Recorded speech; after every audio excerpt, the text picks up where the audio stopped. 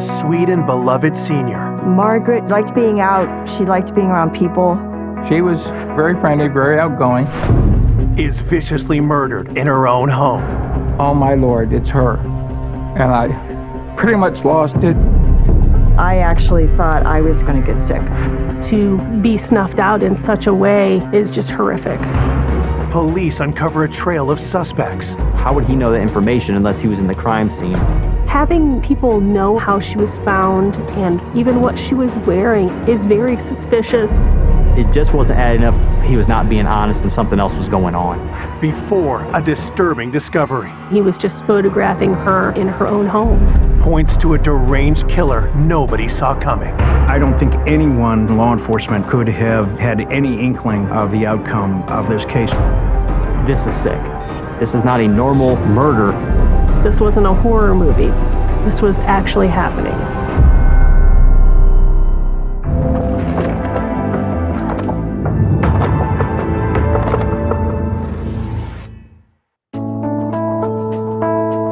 Wadsworth, Ohio, a haven for families just outside Akron. Wadsworth, a very quiet town. It's very community-oriented. It's a great family community. It's very common for people not even to lock their doors because there's never a lot of crime that occurs right around in there. On a Monday morning, April 9th, 2018, the peace is interrupted when police receive a call from a worried citizen. Water Police. Yes, this is Howard Leisure. My aunt lives on Portage Street. A friend of ours stopped over there yesterday to check on her, and she was nowhere to be found. Okay. He says papers were on the porch for the last 3 days. What's her name? Margaret Douglas. Initially, the police department was contacted about Margaret being missing from her home. We don't know where she's at. She's 98 years old. Did she live there by herself? She lives there by herself, yeah. And she never locks her house. So our initial response was to look for Margaret to see if she had fallen inside her home and needed help. Patrol officers walked through it, yelling for her to see if she would answer. We continued to canvass the neighborhood, and we did not locate her. If her close friends, she's not with them, something's wrong. We contacted area hospitals and looked in any possible place that she could be. Margaret was just basically missing. That evening, Howard and his wife Cindy head to Margaret's home to help police with the search.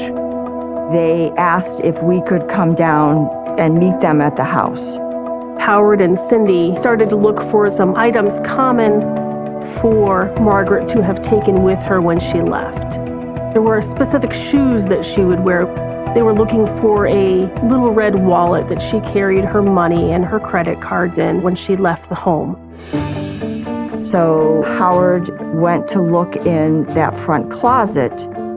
The clothes had dropped or slipped down that was piled in the top of the closet.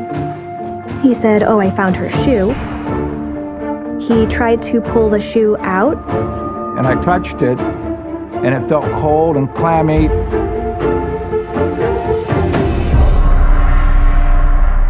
The shoe was still attached to Margaret, who was in the closet.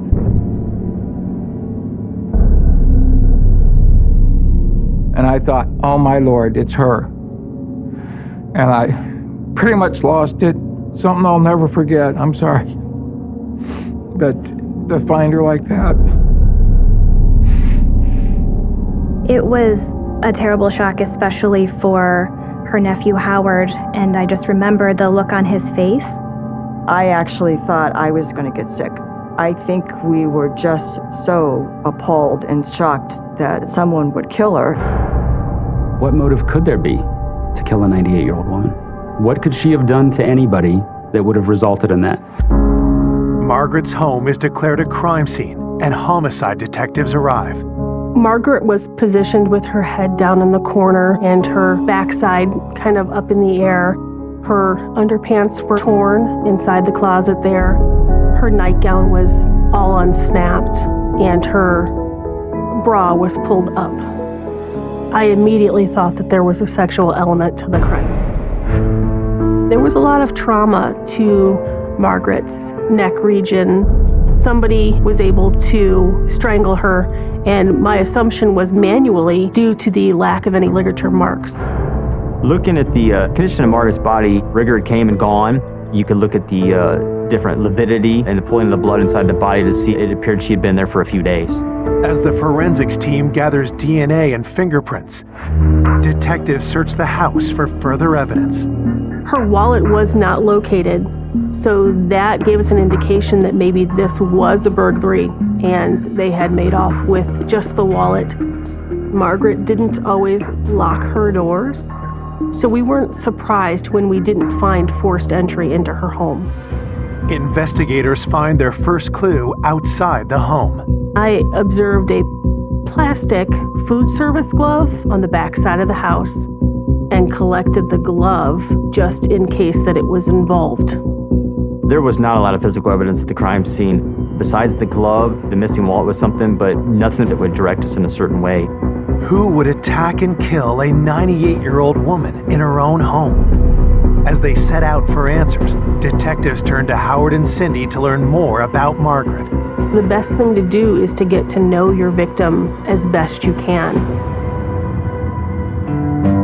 Born in Akron, Ohio in 1919, Margaret was known as a woman of strong character with a fiercely independent streak. She knew what she wanted, and she wasn't afraid to go after what she wanted to get. Margaret often told us about her days working at the O'Neills in downtown Akron.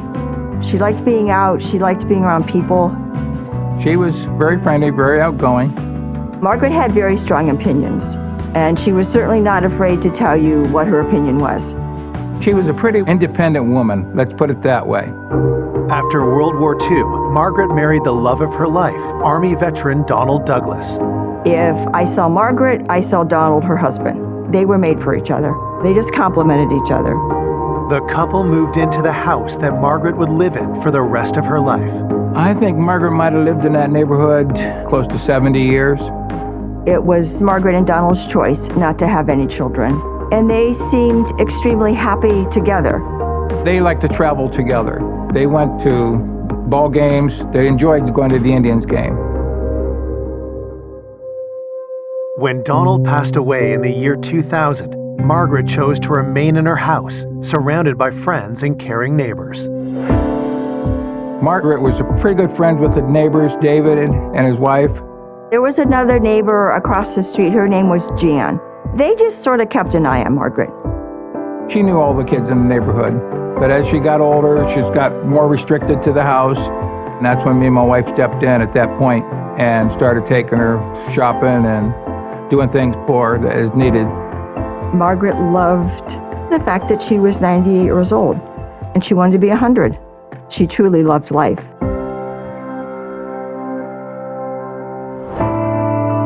For someone to have lived such a wonderful, vibrant life, only to be snuffed out in such a way is just horrific. I have a grandmother that's similar in age. It's just very hit close to home. The investigators were under a tremendous amount of pressure. Every one of them took it very personally, and I think every one of them wanted to find justice very quickly for the family. At the onset, we had no clue. There was no direction. Maybe it's financial. Maybe it was a relationship issue. Maybe it was an argument that went too far and something happened that they didn't expect. But at that stage in the investigation, you just don't know. We need to start somewhere, so we start closest to her. So that would include looking at Howard and Cindy.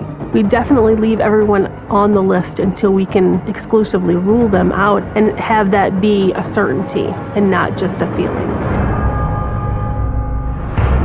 Coming up, is Margaret's killer hiding in plain sight? He knew details of where Margaret was found and in what state she was found. He's come back to the scene of a crime. Detectives unearth dark secrets. We found a journal about a desire to kill people. He was videotaping her while she slept, stalking his victim like an animal stalks its prey.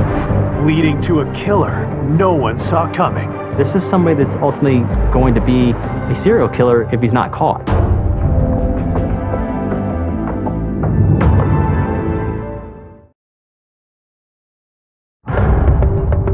Police are investigating the murder of 98-year-old Margaret Douglas, whose body was discovered stuffed in a closet in her own home. I just can't imagine a 98-year-old woman being that terrified and not knowing what to do. It's definitely one of the most traumatic things I've ever had to experience in my years with the Wadsworth Police Department. Detectives begin by interviewing those closest to Margaret, her nephew Howard, and his wife Cindy. We fingerprint and get DNA from Cindy and Howard to show whether their fingerprints or DNA were on something that it should not have been on. We did subpoenas for phone records and also location data, GPS data, so we could tell their whereabouts during the time in question. Cindy and Howard lived approximately 30 or 40-minute drive away, but they would come into town a couple times a month to do her grocery shopping. She always paid with cash. We swung down, went to the bank, she threw $200 out to go shopping with. Police ask Howard about Margaret's finances. Was there anyone who stood to gain from her death? Margaret was really in charge of her own finances. We did look into those accounts and check for activity. We were never able to locate any activity that was out of the normal. Does she have a power of attorney or a will or anything then? No. We've been telling her she needs a will, she needs this. She would never take the time to do it. There was nobody that we could find that would have any financial gain from her death. Could Howard or Cindy think of anyone who might wish to harm Margaret? Any problems with her? Did she want to argue with people or anything like that? Nothing? No, sweet old lady. And nobody else, she didn't, have any problems with anybody that... Not that I know. She was... Margaret often milked. That's why there's so much discord.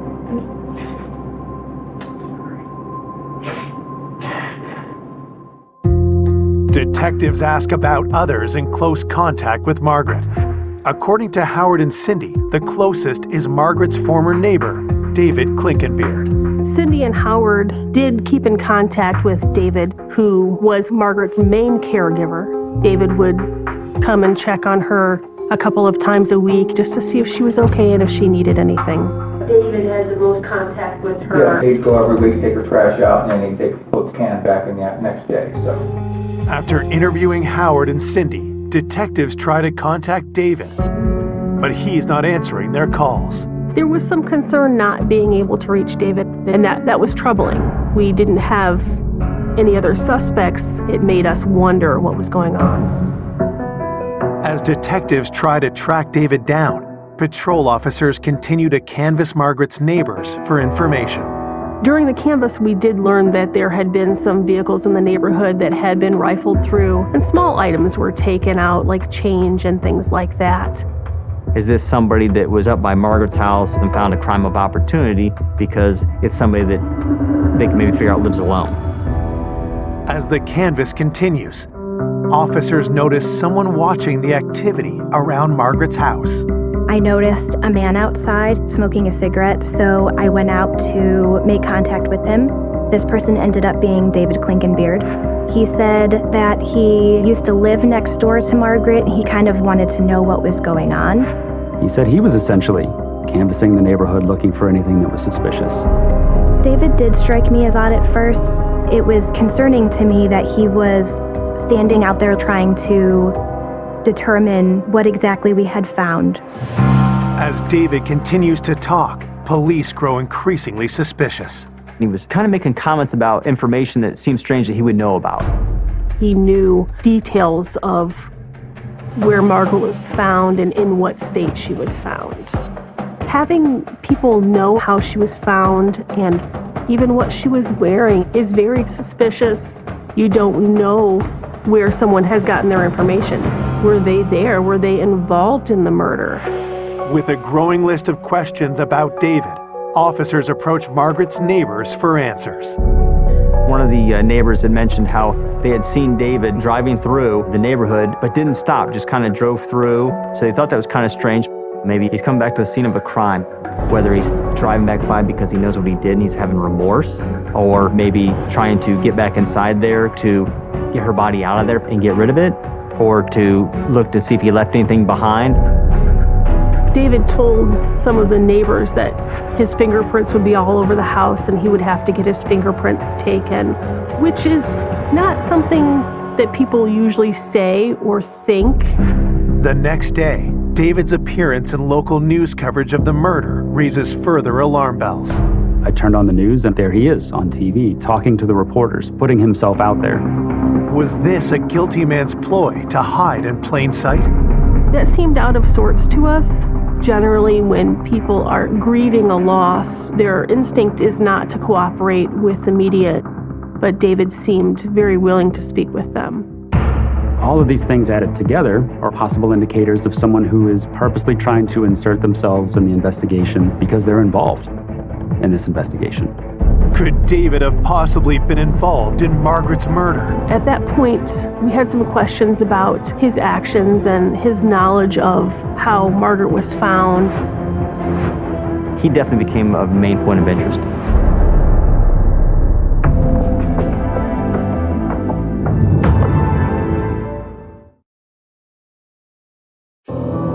On April 11th, 2 days after finding Margaret's body in her own home, police bring her former neighbor, David Klinkenbeard, in for questioning.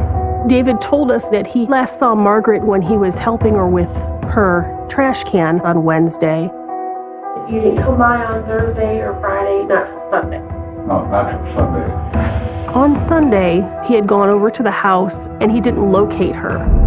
He had some concerns that maybe she was upstairs in a state of undress and he didn't want to go up there himself. So he contacted Jan across the street.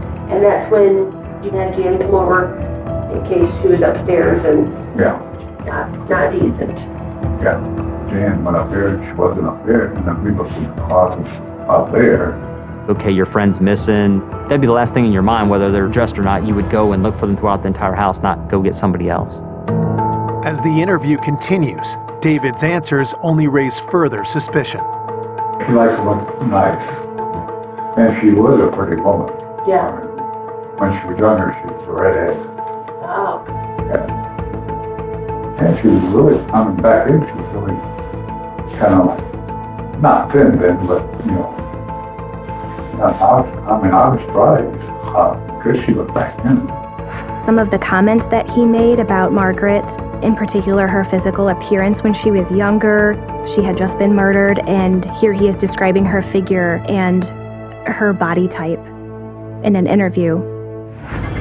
The detective asked David about the calls he made when he couldn't find Margaret. Oh, I want to use my cell phone to call Howard. I got this number on my phone. Do you have your phone with you? Yeah. Would you mind if I had my computer guy just go through and write down the dates of your calls? I have. He said he must have left it at home and didn't have it on his person. It seems strange because, in this day and age, nobody goes anywhere without their cell phone. Their cell phone is always on them. Investigators must now subpoena David's cell phone records. At the same time, they receive a forensics report from the crime scene. DNA belonging to Margaret was found on the glove that was discovered outside of Margaret's house. We believe that the suspect's DNA was on the inside of the glove. Would you mind if I was able to get a sample of your DNA? We know you're supposed to be in the house. Would that be okay with you? Yeah. Okay. Yeah. Detectives send David's DNA to compare against that found inside the glove. While they wait for the results, they check David's cell phone data to verify his alibi. We were able to go through his day-to-day life and see that he likely was not involved, but there was no concrete evidence that we were able to bring to light. Unlike the phone records, the DNA findings are conclusive. David is not Margaret's killer. David ended up being, in the end of all this thing, just a friend of hers that was not involved at all. Sometimes he would say things that didn't really have an explanation. It just took the time and the effort to understand his involvement, and there was reasonable explanation for all of the things that we had concerns about. He just really cared about Margaret and really had concern that he would have an answer as to what happened. We had to look at David as probably our number one interest because obviously his strange comments in the beginning about his DNA and fingerprints, plus he's the one that saw her on a regular basis. Up until that point where you reach a crossroads, you really do have to look at every tiny detail, every possibility. Detectives turn their attention to the autopsy report, which paints a terrifying picture of Margaret's last moments. The medical examiner's report on Margaret showed what kind of force was used to kill her in the end. She had contusions to her head, to her face. She had a fracture to her orbital socket. She had a fracture to her C7 vertebrae in her neck. It showed there was a compression there, which broke her neck. Margaret was not a frail woman. Not just anyone would be able to manually strangle her. While the autopsy finds no direct evidence of sexual assault, officers continue to suspect otherwise.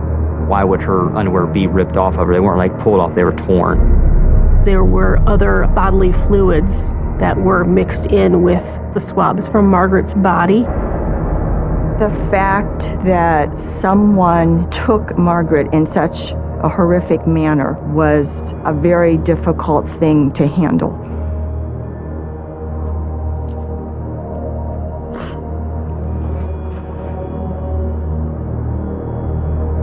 As homicide detectives regroup to search for new leads, patrol officers alert them to an unusual crime reported in the early morning hours of April 8th, the day before Margaret's body is discovered. There was a report of a carjacking very near the scene of Margaret Douglas's home. In a community like Wadsworth, we don't have carjackings. That's not a normal call for us. They happened in such time close to one another that we had to wonder if they were related. The carjacking victim is a local man named Paul Shalott. Paul had reported he was driving along and he happened to notice a 19, 20-year-old man limping, like having trouble walking up the street. Paul had reported to us that he was just being a good Samaritan and picking somebody up that he thought to be injured. So as he went out to help him, he said the gentleman just slid into the driver's seat and then locked the doors, wouldn't let him in, and took off with his car. Officers grow suspicious when they quickly locate Paul's car near the site of the carjacking. The car was found very quickly, and it was found right there in the same area it was taken. Literally, like, not even a block away from where he had picked this gentleman up, supposedly, and lost his car. This happened at a building that had cameras on the outside, so we wanted to kind of investigate Paul's story because it just didn't seem quite right. You could see on the video that Paul had been with what appeared to be a young man. The young man was not limping. He did not seem to be injured in any way. Paul's initial report did not match anything that video said. It just wasn't adding up. He was not being honest and something else was going on. Why had Paul lied to police? And who was the young man seen in security footage? Had one of them gone on to do something unthinkable? We had the carjacking, and then we had Margaret's disappearance. It just started making me think a little bit, could this be the guy that could be involved?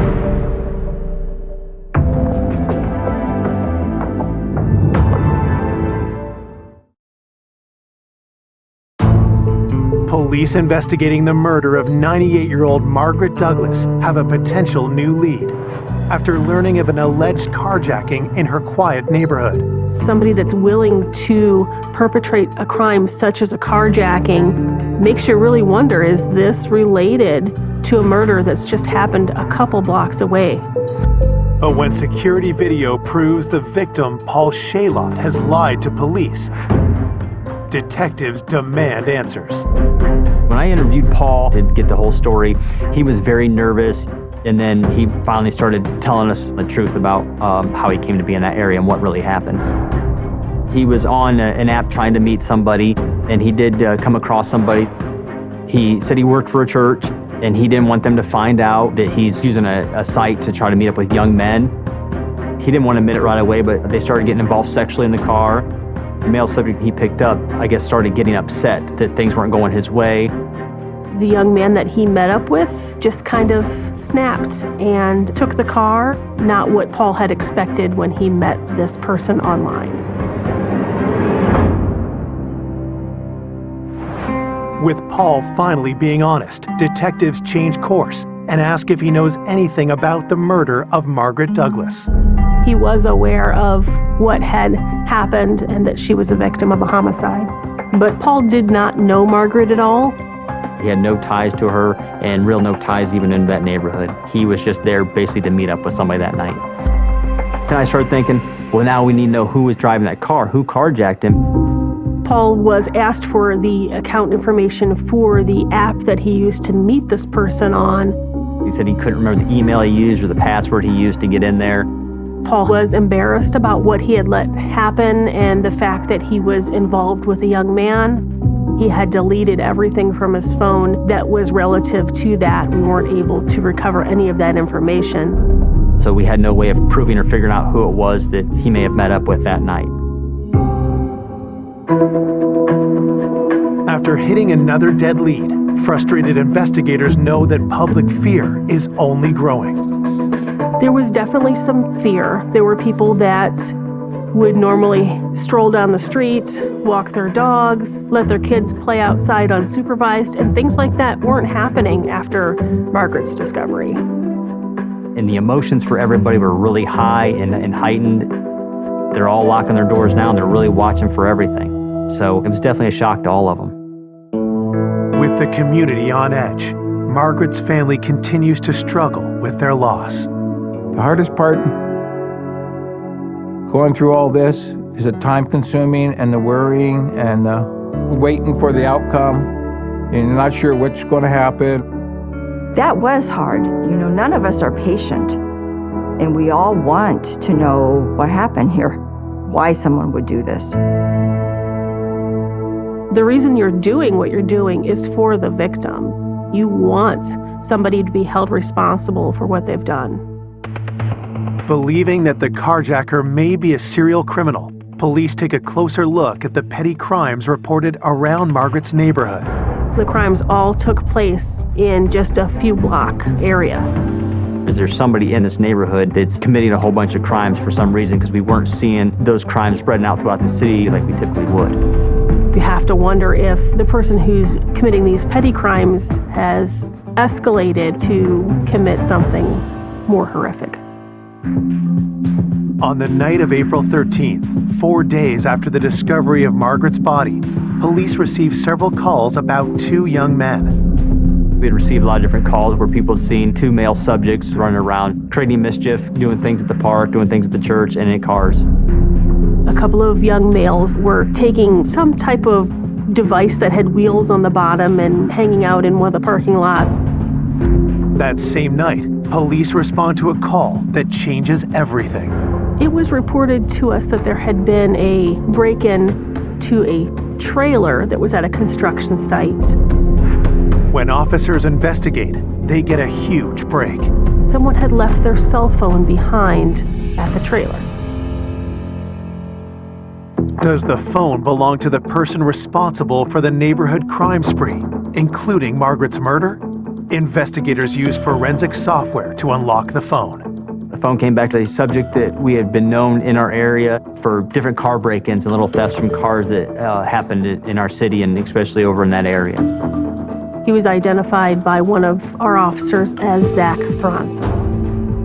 Zach was known to us, and he did have a troubled past. He had been in some more serious trouble, and we were all familiar with him. At this point, we thought that we really needed to bring Zach in and talk to him about what he had been doing that night. Zach was found sleeping in his car at the high school in the parking lot. As officers bring Zach into the station for an interview, something immediately catches their attention. Zach had some scratches on his legs, which made me wonder where those came from. Are they defensive wounds from somebody fighting back against you and scratching you that way? Could they be from something simple, explainable, or evidence into what we were looking into with regards to Margaret Douglas?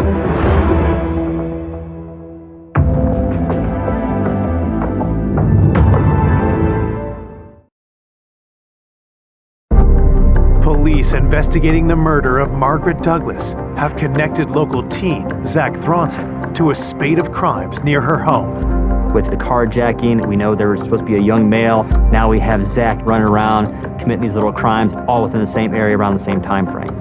His phone was left behind at the trailer, so we knew for sure that he was involved in the crimes that were all seemingly tied together. Detectives cut to the chase and ask Zach if he killed Margaret Douglas. Zach, he owned up for the little things he did, but he denied any knowledge of it or being involved at all. Detectives steer the interview to the identity of the teen seen with Zach in security footage. He said that he was out with his friend Gavin Ramsey, and that everything that had happened was all Gavin's idea. Gavin had been the one that was trying to break into the trailer, and that he was just standing by and watching it happen, just a presence during the time that Gavin was committing all the other petty crimes. Zach was definitely distancing himself, so there was some concern that he wasn't being honest about everything that they had done. For the moment, police decide not to charge Zach until they interview his friend, Gavin Ramsey. Gavin had been in trouble before, and his mom had dealt with that. She was going to hold him accountable for the things he had done. We talked about the trailer, and I just let him know that we knew he was there because Zach had told us that he was there. Property-type crimes and less serious crimes is what we talked about at first. That's just to see, is he going to own up to that? And then we'd continue from there into something more serious. You guys didn't take anything? Did you rummage through glove boxes or anything? Maybe like 50 cents, but other than that, seriously nothing. He admitted to all of them. He would rifle through cars and take things that weren't of a lot of value, just to take things. Gavin told us during the interview he does it for a rush, so it wasn't about money or anything. I think the reason that he was so willing to admit to these lesser offenses is to kind of distance himself and clear his name from anything else I might want to talk to him about.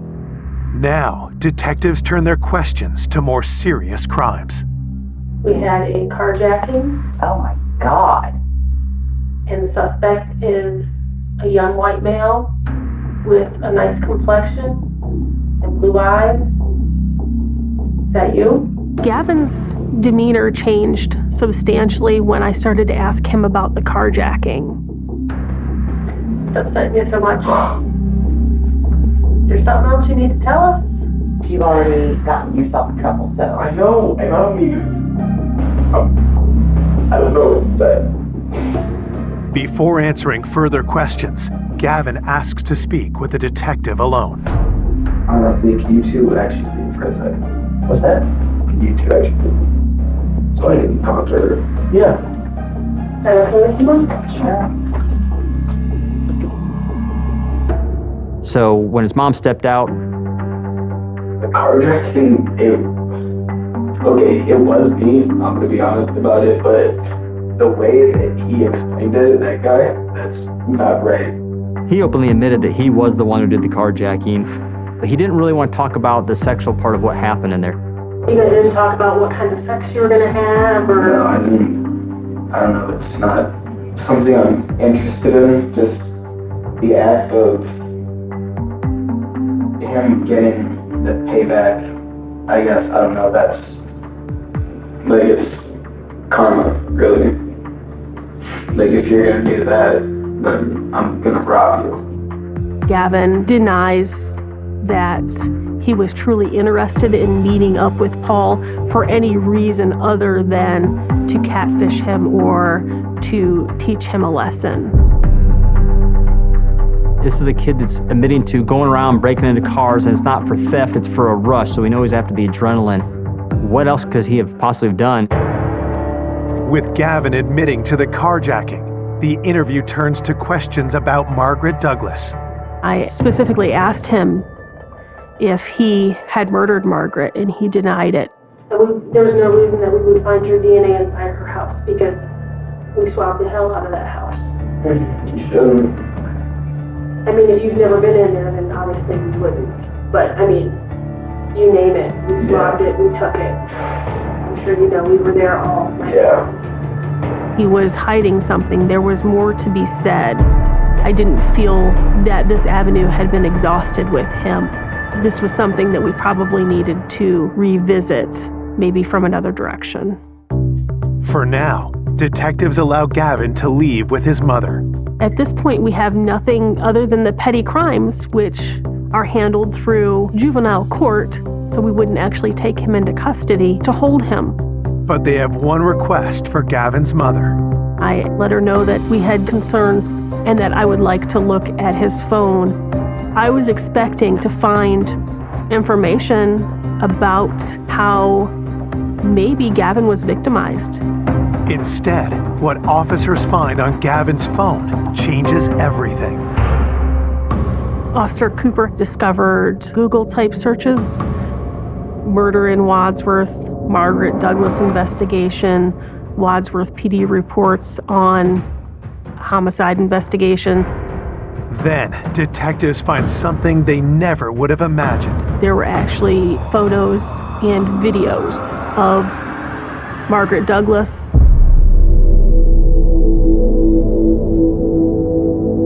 Timestamps show that the images were recorded in the early morning hours of Friday, April 6th. She obviously didn't know he was there, and he was just photographing her from a vantage point in her own home. There was clearly a point in time where she realized that someone was in her home and was startled. Nothing can prepare investigators for what they see next. I was absolutely shocked that a child could imagine doing this to another human being. This wasn't a horror movie. This was actually happening.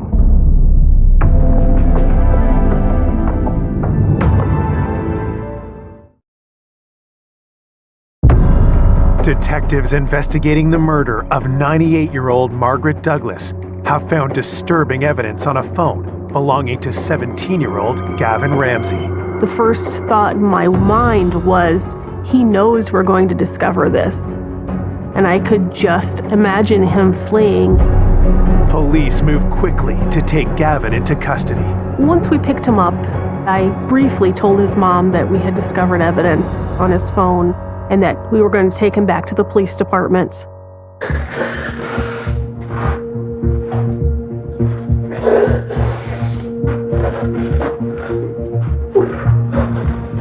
It was definitely not the easiest interview that I had ever done. I came up onto the porch, and I didn't even know what I was going to do. I don't know, I felt like going into the house is like the biggest adrenaline rush I could get. So then I tried the doorknob, and that just happened to be unlocked.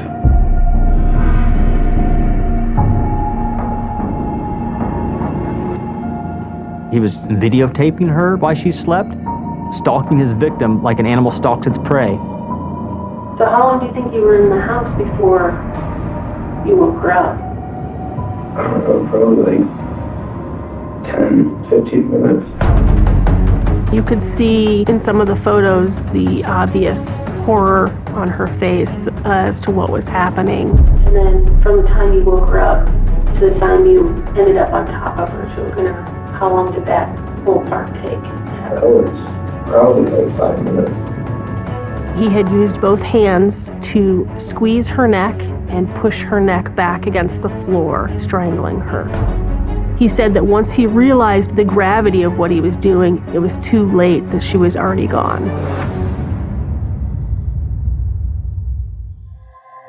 For officers, the most disturbing questions involve what Gavin did after killing Margaret.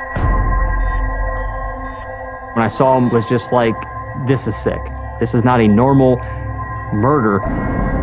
The sexual nature of his actions was kind of a topic that he was not willing to talk about. He degraded her by using her for sexual things and videotaping and taking pictures. He'd actually been in there with her for a while. And then I checked my phone, and it said it was like 4 something, and I knew my mom had to get up at 5:04. So he takes the body, finds the closet, because he has to get home. He throws in there to hide her because I don't want anybody to find her. I don't want anybody to know it's me. But was Margaret simply a random victim of Gavin's need for a rush? Or had he known her better than he'd initially let on? Gavin lived very close to Margaret Douglas, right around the corner from her house. Gavin had actually been to her house before, asking her about maybe cutting her grass, raking leaves, or even, shoveling snow. He was out looking for little odd jobs around the neighborhood. The thought in the back of my mind was that Gavin had observed Margaret regularly and actually thought about the things that he would like to do and that she would make a good victim. Police arrest Gavin Ramsey for the murder of Margaret Douglas and get a search warrant for his bedroom. We found gloves matching the same style and type of glove that was found at the scene. In one of his drawers, I discovered Margaret's red wallet. Detectives then make an even more disturbing find. We also found a journal that had some writings about fantasies about murder. He had written almost like a book report on different serial killers. After reading those, there was no doubt in my mind that Gavin would kill again if he had the opportunity. This is something that he enjoys, that he finds pleasure in. This is somebody that's ultimately going to be a serial killer if he's not caught. Because of the heinous nature of the crime, the juvenile penal system is not equipped to deal with an individual such as Gavin Ramsey. Gavin was ultimately charged as an adult with aggravated murder, 2 other counts of murder, burglary, and abuse of a corpse. We requested that Mr. Ramsey receive the harshest penalty that the law would allow. Found guilty on all charges, Gavin is sentenced to life in prison without parole for the murder of Margaret Douglas. When I watched Gavin Ramsey at the sentencing, I still felt in my mind that he doesn't understand the gravity of what he's done. There's still no remorse there. You would like to think that the world is full of people like you and I, and don't want to think that of such a young person able to act out something that you would only see in a horror movie. I was shocked to find out that it was a young person who was still in high school that would do something like this. To murder somebody who's 98 years old, to think you could shove a body in that closet. I just can't even. It absolutely made me think of my own grandma. I just could not imagine her living such a wonderful life and having it end in such a horrific way. Despite the horror of Margaret's death, her family honors her memory by thinking of her remarkable life. Margaret gave you an inspiration that you can still be 98 years old and be very functional, live in your own home, take care of yourself. She, to me, was just an inspiration. She led a full life and could have been longer. Margaret would want to be remembered as the person who took care of herself, cared about those around her, and was willing to do what she needed to do. My aunt was Margaret Douglas, and she was a wonderful woman. She was a great woman.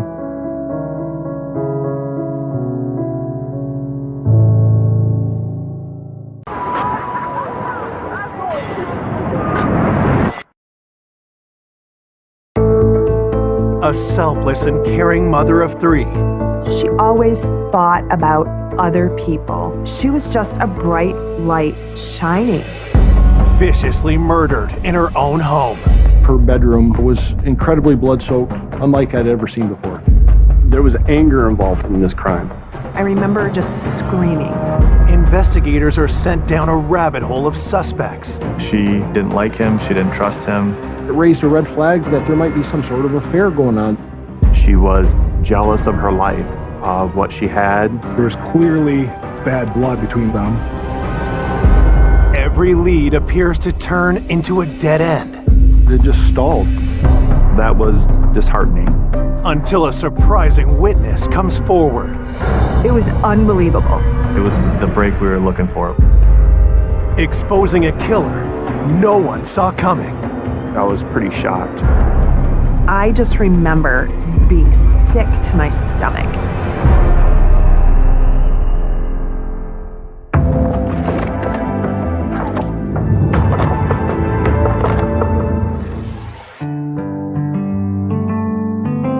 Cortland Township lies in the heart of Michigan. It's fairly rural, nice, pleasant, kind of a good hometown feel. It's one of those areas that everybody gets along, and when you're driving by their house, they're waving at you, and it's just peaceful and quiet. This quaint community is stunned on Saturday, August 5th, 2006, when the Kent County Sheriff's Office receives a 911 call. Emergency. My daughter, we just found her in bed, and she's got a lash on her arm, and she's all bloody. Just before 5 o'clock, we received a call of a potential suicide at the Pagel residence. Officers are immediately dispatched to the home of 41-year-old Renee Pagel. We were met by Renee's stepmother and her father. They were both just in shock. Renee's father indicated that his daughter was in her bedroom. When I first walked into the bedroom, I observed Renee laying on the bed. I could just remember seeing all the blood-soaked sheets, her shirt. There's blood on her face. It was obvious that Renee Pagel was deceased, and it wasn't a suicide. This was a homicide. Officers secure the scene as homicide detectives arrive to investigate. Her bedroom was incredibly blood-soaked, unlike I'd ever seen before. The bed was covered with blood. There was blood spatter on the walls, on the ceiling. She was stabbed multiple times. I was pretty shocked by the amount of wounds that she had. When I looked at her hand, I saw a large laceration almost in the middle of her hand to be, in my opinion, a defensive wound. Renee was in the fight for her life. Unfortunately, she had lost. For detectives, the viciousness of the attack is a clue itself. It appears to us it's a crime of passion. Somebody has something against this victim, so much so that they want to brutalize this person as much as they possibly could. This was personal. Somebody went into that residence to murder Renee. Who in Renee's life would want to attack her and could be capable of such violence? Born in 1965, Renee's spirit was always full of joy. Renee was the most generous person I have ever known. She loved life. She was always smiling. Renee Pagel devoted her life to helping others. She was a nurse practitioner. She had done medical mission trips around the world, and then she also worked at a homeless clinic here in town. She always thought about other people. Renee's greatest joy was being a mother of 3. She loved her kids so much. She was a great mom. Recently separated from Michael, her husband of 10 years, Renee shared custody of her children while always remaining a devoted mother. The last couple years, because she wanted to be home with her kids and wanted to have some more normal hours, she chose to teach at a technical center. Even as a teacher, Renee found new ways to help people. One of her students had come into class one day and was really down, and Renee said, "What's the matter?" And she said, "Well, my dad is dying. He needs a kidney." And so Renee agreed to give her kidney to this man who she had never met. She was just so selfless. And it manifested itself in so many ways. Renee had undergone the kidney transplant surgery just 5 days before her stunning death. So she was already in a weakened state when she was attacked. Could the killer have timed the attack, knowing that Renee would be recuperating? Detectives looked closer at her injuries, hoping they'll reveal telling details about the murder weapon. It seemed to be a very strong and well-made knife and large. Just the amount of damage it did to the victim's body, it was at least an inch and a half blade that was wide. There's no sign of the knife, but forensic technicians searched the bedroom for other evidence. There was large amounts of blood that our scientific support unit had to collect, and they collected trace evidence like hairs and fibers for testing. Detectives continue to search the rest of the home. What struck me about this case that was kind of odd, there was no other areas in the house that were disturbed, that were bloody or anything tracked through the home. It seemed to be very honed in on just her bedroom. It really kind of puzzled us as investigators. It was the most bizarre scene I've ever been on.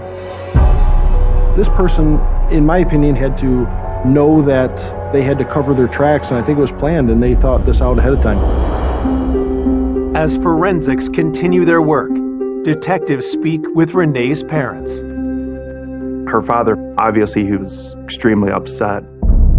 What he had just found out, his daughter brutally murdered. Detectives ask her father to help them put together a picture of Renee's last known movements. He last saw her the night before around 4 or 5 in the evening when he was picking up the children and bringing them to their father's house, who lived approximately 15 to 20 minutes away from Renee. With Renee's children safe with their father at the time of the murder, she was home alone. He told us he spoke with her on the phone around 8 or 9 in the evening, just checked in on her because obviously he had a lot of concern of her health. Based on the state of the body, detectives believe Renee was murdered sometime between 11 p.m. and 6 a.m. They ask her parents who Renee might have seen last. Her father talked to me about a tenant, Mike Decker, who was an acquaintance of Renee that has been living on the property for approximately a year and a half, 2 years. Also, he did speak about a contentious divorce with her husband, Michael, that she was going through. Mike wanted full custody. Mike wanted the home. Mike wanted to not work and have Renee work and be the provider. So that obviously piqued my interest. Could either of these men have possibly wanted Renee dead? Detectives know they have to hit the ground running right away. We have to find out who all these people are and go and start to question them to try to find out where they were on the night of the murder.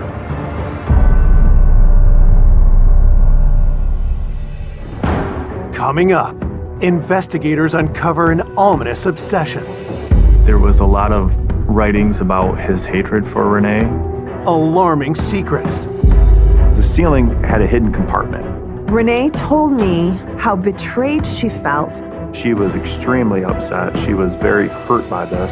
And the truth blindsides everyone. We've never had a break like this. It was, you're not going to believe this. Just disbelief. I'm still reeling from that one.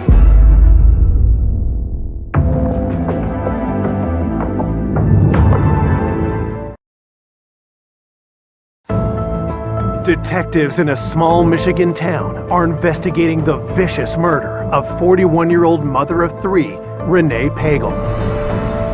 Police are looking into 2 possible suspects, her tenant and her estranged husband. They first turn their attention to Renee's ex, Michael Pagel. In the beginning, they seemed like your average all-American couple. She did tell me that she did love him. She wanted marriage in a family, and he was the opportunity. She looked at him, I think the words were the knight in shining armor. And speaking to friends of the family, they described Michael as a fantastic dad, that he was always about his children. Nobody said anything bad about him. Married life seemed like a dream come true until cracks started to appear. When I interviewed numerous people, I was told that Mike didn't want a full-time job. Mike wanted to be at home with the kids and let Renee do everything and support him. They were just having a lot of issues back and forth with one another. In early 2005, Mike abruptly surprised Renee with divorce papers. She was very shocked and just sickened to the core. There had been some turmoil in the past between them, but in her mind, things were actually getting better. They were kind of turning around, so she was blindsided by it. She said to me, he expected the house, the kids, and $2,000 a month. In June 2006, just 7 weeks before she was murdered, Renee and Michael had their day in divorce court. When the judge ruled in her favor and said that she got the kids, she got the house, and he was going to have to get a better paying job, something flipped in him. Was Michael so angered by the ruling that he killed Renee in a furious rage? There were a lot of things that put him at the top of our list as a potential suspect that had killed Renee. Detectives go to question Michael. When we arrived at Mike's house, he was not there. His mother said that he should be back shortly. And I said, just want to get an idea of what were you guys doing last night? And she said, well, Mike had the kids. They were having a fortnight in the living room where Mike had set up some pillows and some blankets. Then she stated about 8 in the morning, she and Michael had a brief conversation, and then they went about their day. So basically, she was giving him an alibi that he was home all night with the kids. As police finish the interview with his mother, Michael arrives. I explained to him that something had happened to Renee, and we would like to speak to you about this. When Michael was told that she had passed away, there was no reaction out of him. And immediately, without me even going any further, Michael reached into his wallet and gave me an attorney card and said, yeah, I've been told not to talk to the police. Here's my attorney. So I thought that was extremely odd that Michael didn't want to dig further into what happened to Renee. After consulting with his divorce attorney, he told investigators he wouldn't answer any questions. Michael's reticence to cooperate is a red flag, and on August 6th, the day after Renee's murder, police arrive at his home with a search warrant. We're looking for any type of knife that may have been used during the murder. We took a lot of knives from the house, but we found no knives that matched the length and the size and the different characteristics of the knife that was used. Police also collect hair samples and fingerprints from Michael. We wanted to get photos of his body to make sure that there was no cuts or anything on him. We wanted to look at clothing to see if there was any blood trace evidence anywhere. All the forensic evidence that we collected, we never found anything that was useful in our investigation. All the knives in his home were examined, and there was nothing to link them to this crime. We had no murder weapon. We had no real evidence. There was nothing. It was clean. So when we left that search warrant, I would say we really came out empty-handed. We didn't have anything to tie this murder to Mike Pagel. Despite his potential motive, Michael Pagel drops off detectives' list of suspects, while news of Renee's violent death quickly spreads across town. Her friend called me and said, Chris, Renee's dead. It was surreal.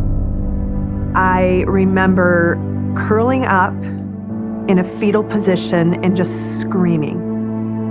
I screamed. I was angry. As her friends and loved ones struggle with her death, Renee's autopsy report comes in. Cause of death was blunt force trauma, homicide. It was a large, heavy-duty knife that was used on her. The autopsy revealed upwards of 50 stab wounds. There were numerous lacerations to the hands and the feet, suggesting defensive wounds. She was stabbed over 50 times. I'm still reeling from that one. It was so brutal.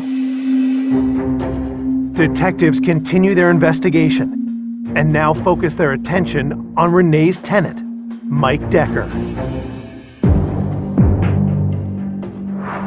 She had this barn that had an upstairs apartment, and he was a renter. The barn was about 75 yards away from the main home. He could have been involved, he could have been a witness, he could have overheard something. One of her friends believed that the week of her surgery, Renee was going to have pizza with Mike Decker, and that she felt that there was some type of maybe a relationship going on. So that sparked our interest. I mean, if he's having a relationship with Renee, did something happen to cause him to get upset and potentially do this horrific crime? We had to find him immediately.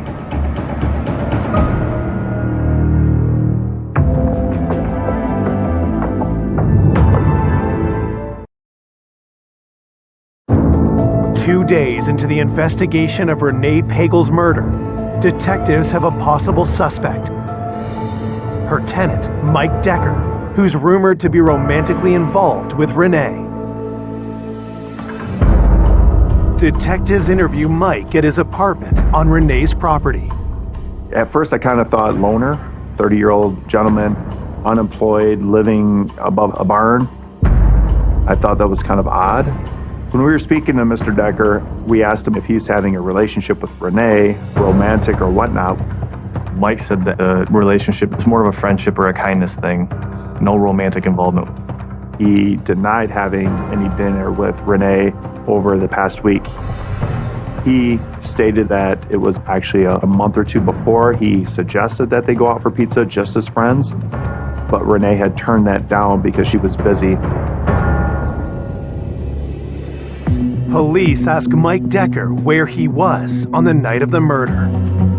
He stated that he went into a local city to eat by himself, drove back probably between 8 or 9. When he arrived at home, he watches a little bit of TV and then goes to bed between 1 and 2 in the morning.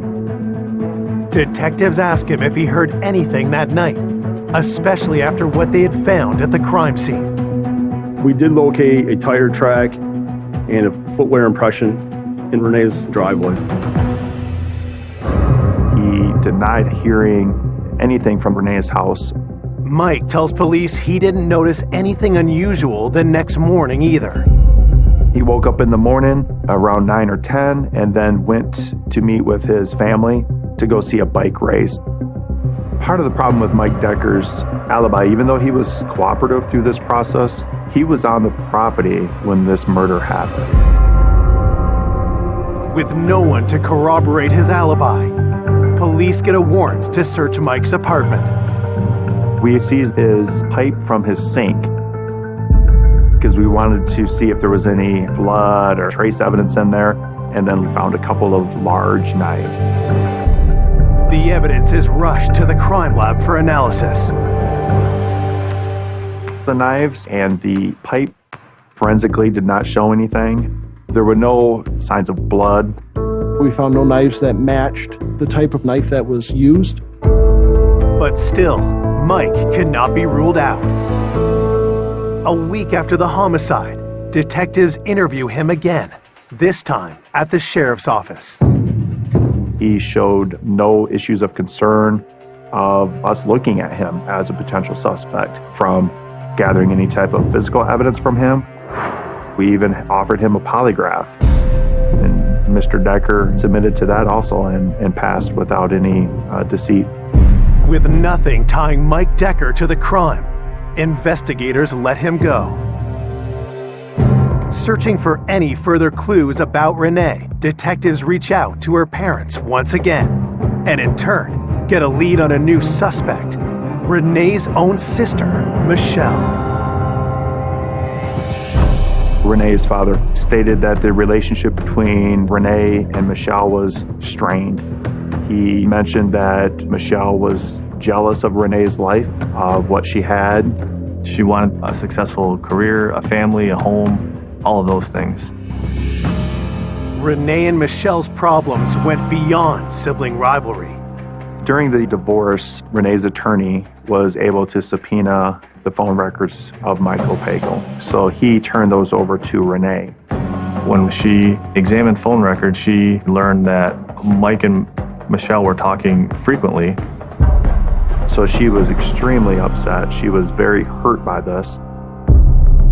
There was such significant communication between Mike Pagel and the sister Michelle that it raised a red flag to us right away that there might be some sort of affair going on. Renee told me how betrayed she felt by her sister.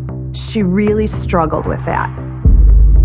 During the interviews with numerous people, it was mentioned that Michelle potentially was having a relationship with Michael. Once I learned that, it's obviously somebody we wanted to look at. Michelle is brought in for an interview. And though she says that she is saddened by her sister's death, her answers raise eyebrows with investigators. She didn't speak very highly of Renee. She was not happy at all the way that Renee was handling the divorce.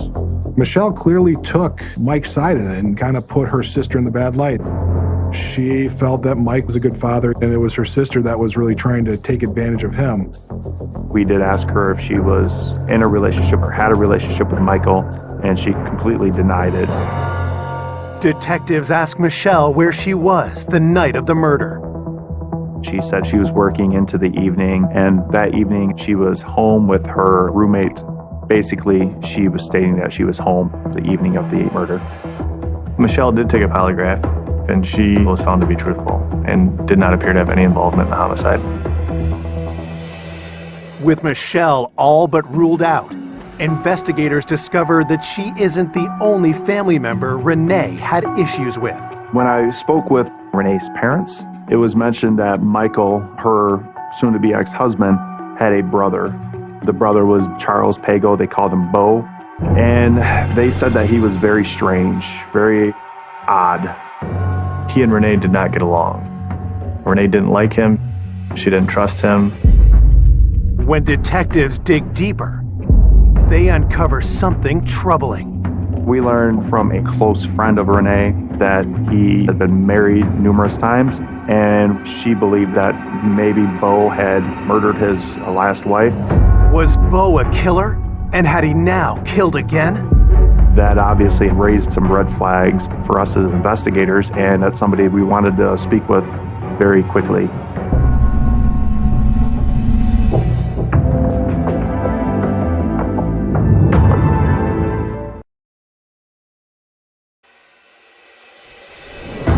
Detectives investigating the vicious stabbing of Renee Pagel are looking at her estranged husband's brother, Bo Pagel.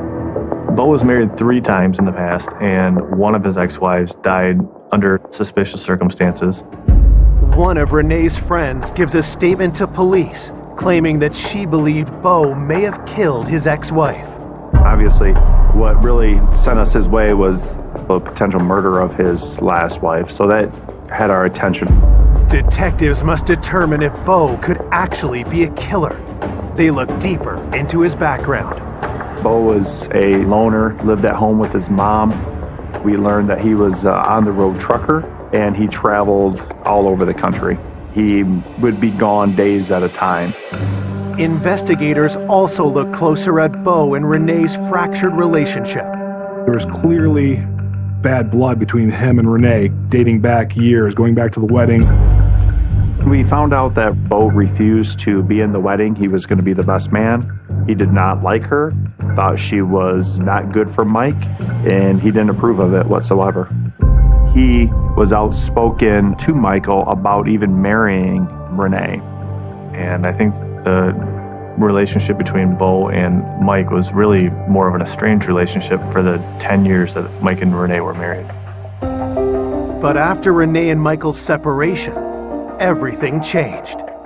I do know that once Mike filed for divorce, he and Bo rekindled that relationship and became pretty close. Bo was, I believe, happy that Renee was now out of the picture and he could have his brother back. Could Bo have wanted Renee permanently out of Michael's life? Detectives bring him in for questioning. So we interviewed Bo, and he denied any knowledge of the murder, denied any involvement. Bo had said that through the week he was on the road trucking. He got home Thursday night. Bo's alibi was that he was essentially across the state. He had driven a route the day of the homicide. He had gotten back around 6 o'clock and had gone out with some friends for dinner. And then afterwards, he stated he went home, spoke to his daughter, and then went to bed. And then the next morning got up and went canoeing with his daughter. We contacted his work. We spoke to the family that he actually had dinner with that Friday evening to account for they were with him, what restaurant, until what time. It pretty much matched up. Though most of his story checks out, no one can confirm that Bo was at home at the time of Renee's murder. Needing more information, detectives reach out to Bo's daughter. We confirmed with her that they went on the canoe trip in the morning.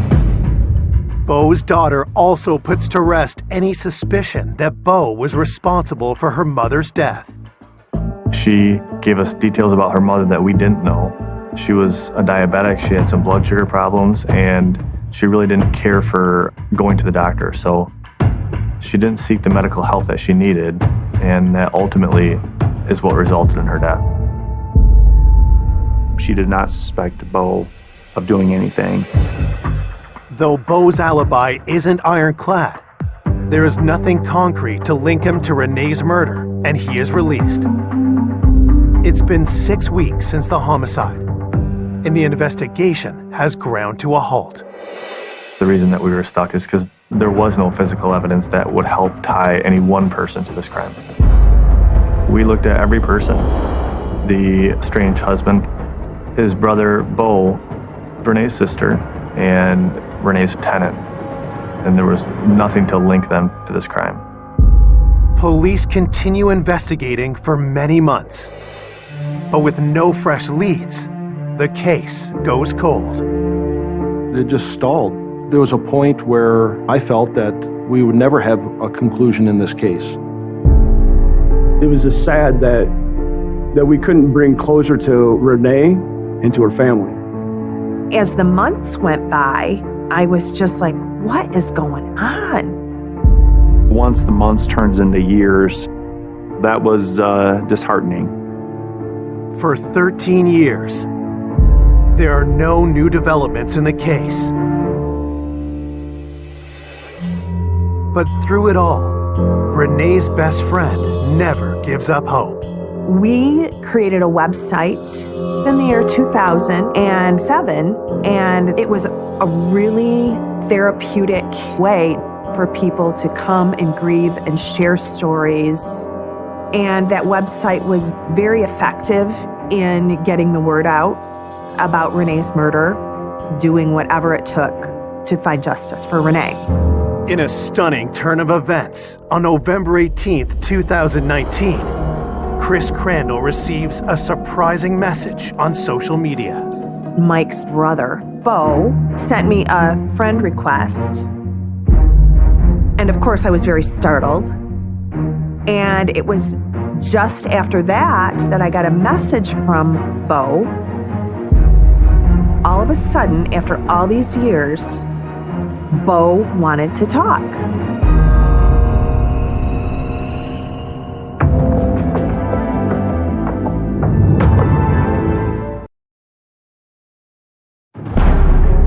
Years after Renee Pagel is viciously stabbed to death, her best friend receives a message from Renee's brother-in-law, Bo Pagel, wanting to talk.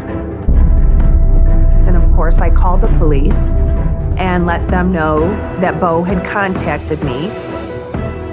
So we arranged to have the conversation between Chris and Bo recorded. As a former suspect in Renee's murder, was Bo about to confess? He called me clearly wanting to let it be known that Mike was losing it. Bo was afraid that he would be Mike's next victim. And I said to Bo, who do you think Mike's first victim was. And he danced around that and wouldn't answer it.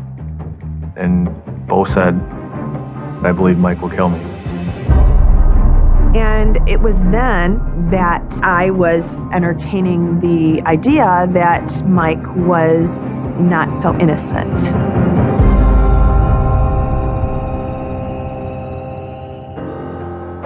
I listened to that conversation and was very concerned. Bo believes Mike's capable of killing somebody. We felt this was a big break. We now knew that Bo may have information about whether or not Mike did commit the murder. On February 3rd, 2020, 2 months after his conversation with Chris Crandall, police formally interview Bo. I just asked him to tell us what he knew about anybody being involved in Renee's murder, and he quickly told us that Mike Pagel was responsible for Renee's murder. It's a stunning revelation. It was the break we were looking for. It was the big piece of information that we needed. Knowing this is their chance to finally solve Renee's murder, police get an official statement from Bo. Bo laid out the story for us. Back in 2011, Bo and Mike decided to go out. Mike grabbed a 6-pack of beer and they just drove around and talked as brothers. And they stopped over the top of one bridge over a small river, and in the midst of that conversation, Mike produced a bag, and inside the bag was a knife that was wrapped in a cloth, and Mike made the comment to Bo of, "This is how I finalized my divorce," which was a complete shock to Bo. And it immediately made Bo angry. He said, "I believed you for all these years, we've supported you, and come to find out you're the one responsible. I can't believe you would have done that." And I think this made Mike angry. He expected Bo to congratulate him. So the way Bo described it was out of frustration. Mike took the knife and threw it into the river. Bo described it as about a 12-inch long, bigger knife, and it appeared to be a very strong, sturdy knife. Investigators get Bo to show them exactly where Michael had thrown the knife. There was quite a bit of old metal, various pieces of cars and other things inside the river, and in my opinion, that wasn't a safe diving environment. We had to find another means to search the bottom of the river. Police wonder if they will be able to recover a knife that has been in the water for 9 years. Then, one of the detectives comes up with an idea. It's called a rare earth magnet. The magnet is something that I've had at home, and it just came to mind as an option for a way to search the watery area and to grab whatever metal pieces were on the bottom of the river. It was tremendously impressive for him to come up with his own homemade magnet device. And, he concocted his own fishing line and pulling it through the stream, which is remarkable. Police spend 3 days painstakingly dragging the riverbed with no success. So we were on our last few passes of the river, and I began pulling toward my side, and then it was, "You're not going to believe this," just disbelief. The knife was stuck to the magnet, and it was exactly as Bo described.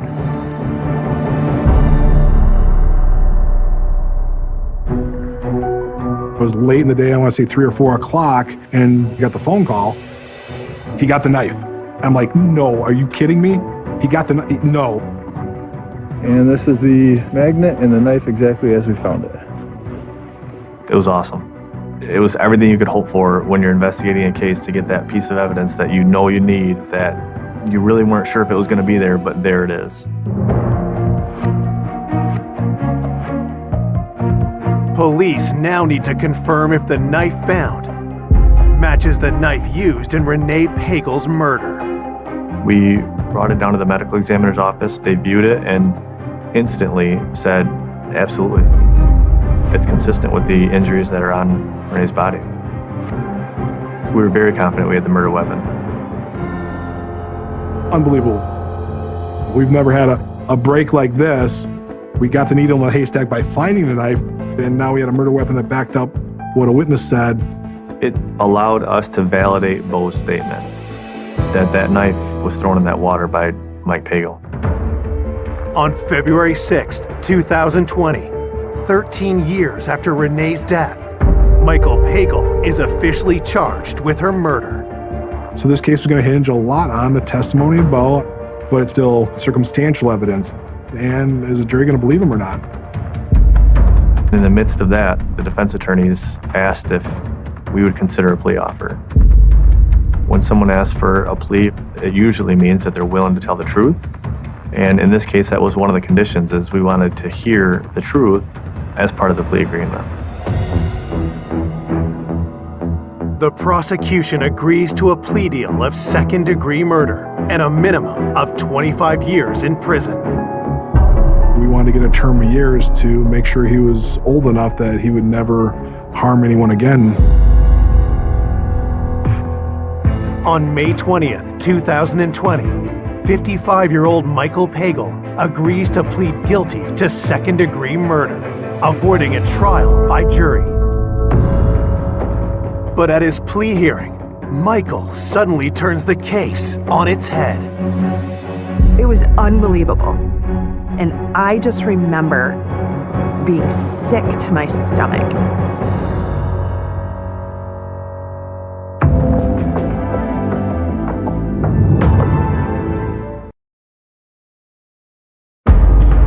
After 13 years of investigating the heinous murder of Renee Pagel, her estranged husband is finally being charged for the brutal crime.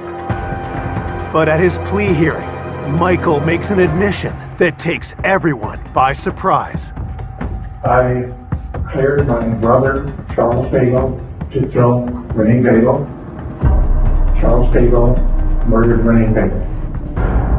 We were all absolutely shocked when he said that his brother did this. Mike maintained the fact that Bo was the one responsible. He admitted that he had orchestrated it and that he had planned it, but insisted that Bo was the one that actually did the stabbing, which was a complete shock to us. We had investigated and we found no evidence, nothing to directly tie Bo Pagel to this murder. Had Bo been hiding his involvement all along? While detectives take another look at him, they also dig for more evidence against Michael. And after several searches of his home, they make a surprising discovery. At Mike's house, we found the ceiling had a hidden compartment. When we took this down, we found 3 hard drives in this hidden compartment. Investigators spend time decoding the contents of Michael's hard drives, and what they find is chilling. In those hard drives, there was journaling. I would call it strange. It appeared to be written by almost 2 different personalities, one that would talk back and forth to the other. He talked about planning to divorce, how much he hated her. There was a lot of writings about his dislike and his hatred for Renee. Then, weeks later, police tracked down a crucial witness. We uncovered a friend who had said that he had gifted a knife to Michael that was substantially similar to the one that was actually found. And he admitted that he gave it to Mike as a gift, and it was delivered directly to Mike Pagel. So that helped us put the knife in Mike's hands. So now you have a knife that was found in the river that now a friend is saying had given to Michael and not to Bo. While the evidence is circumstantial, police believe it strengthens their case even further against Michael. There was nothing that could back up Michael's story in terms of physical evidence, any other witnesses, anything else other than his word about it. Whereas Bo at least had stuff to back it up.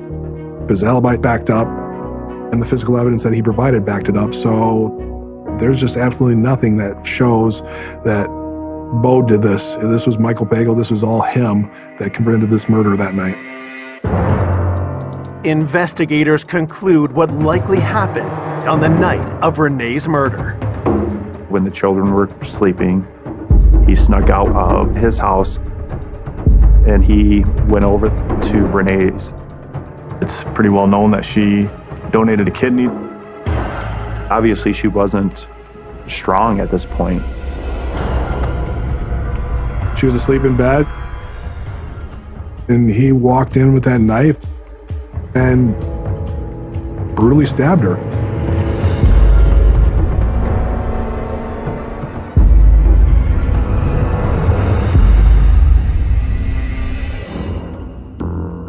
I believe that Mike no doubt planned this out. There's no way you leave a crime scene that clean and it's not carefully planned. How he absolutely didn't leave a blood drop, a fingerprint, a mark, any physical evidence. Mo tells us about Mike commenting that he had worn coveralls and galoshes. So he had taken precaution to not get his clothes bloody, and that he had removed those items and then put them in a garbage bag and left. And that the clothes were later burned. He's not a stupid man. He knew enough to cover his tracks. He went in there purposely. He had an intent, he had a purpose, and he went in there to kill her, and he did. There was anger involved in this crime. This was evil. But why would Michael kill Renee? I believe Mike Pagel was very upset with the way the divorce was proceeding, that he didn't get sole custody of the children, that he didn't get the family home. Things just weren't going his way. He's got motive, and if anybody's got rage, it's the about-to-be ex-husband who's not getting what he wanted. I think that the writing was on the wall for him that this was the end. On October 5th, 2020, Michael Pagel is sentenced to 25 to 50 years in prison. I never thought it would take 14 years to bring justice to Renee and to her family. But, you know, you always had in the back of your mind that justice would be served. It was incredible exhilaration, and I do believe that the information that I provided and the passion that I poured into this did help. Renee's loved ones will always be inspired by her memory. The friendship that we had was deep. It was eternal. She brought so much beauty to this world. She was just a bright light shining. Oh, I miss her. A vibrant young woman with a bright future. She just was like a magnet. She was very, very pretty, but also very smart. Is the victim of a truly disturbing murder. He'd been struck on the head many times. It's kind of the horror story. The body itself appeared to have been washed. Jewelry had been put on her after the fact. She had been staged for this suspect's desires. Who could have done this? Could it be somebody who likes her, somebody who has a fantasy over her? Detectives hunt for a deranged killer. We noticed bloodied palm print. Police had collected about 100 different print impressions. We could be looking for a serial killer. Just when it looks like justice may never be served. It was extremely frustrating. A stunning discovery points to a murderer in their midst. When we found out who it was like, are you kidding? Nobody could believe it.